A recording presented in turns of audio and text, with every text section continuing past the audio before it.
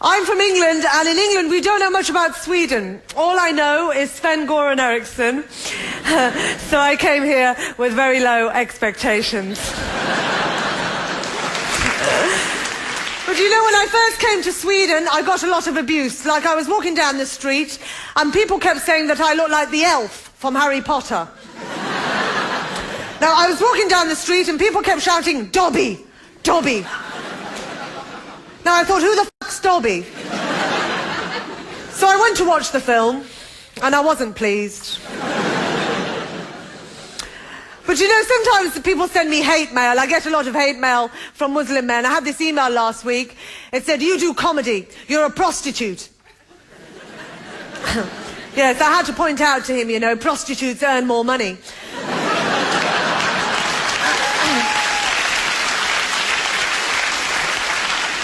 But what he doesn't realise is that I'm now using him as material.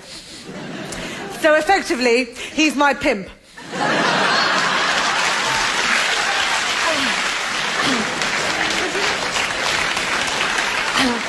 Now, the thing is, I'm very lucky because in England, the women in my family, they're all Muslim and they all wear the burqa, and it's great because they all use the same passport. In fact, we've saved a lot of money, and my brothers have started to use my mother's pass now as well. But you know what? I don't drink alcohol. It's against my religion to drink alcohol. But I have taken ecstasy. Because it doesn't say anything in the Quran about ecstasy.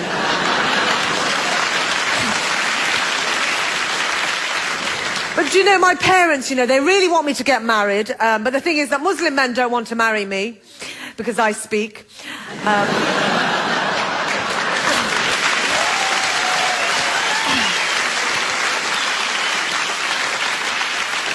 But I am quite looking forward to my wedding day, you know. I can't wait to meet my husband.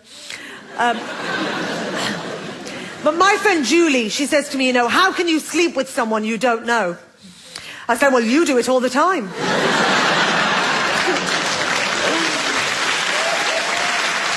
Well, I went to Denmark recently, and I got on the plane with my burqa on, dressed like this, and this woman, she refused to sit next to me. So I said to her, I'm going to sit on this plane and blow it up, and you think you're going to be safer 3 rows back?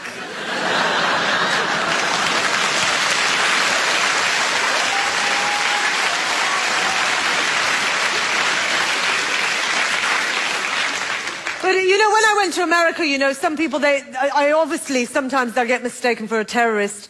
And I got stopped at customs in New York. Then he said, how often do you have negative thoughts about the USA? I said, well, every time they attack someone, so quite often. But you know, they thought that my mum was a terrorist. Now all she does is cook all day.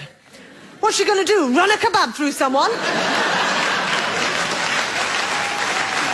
Now, recently I was in the Vagina monologues. Have you got the Vagina monologues in Sweden, yeah? Have you heard of vaginas? Yes? Now, what happened was, Eve Ensler, who wrote the monologues, she asked me to write a monologue on Muslim vaginas. Because she'd written the book, and there wasn't one in the book already, obviously.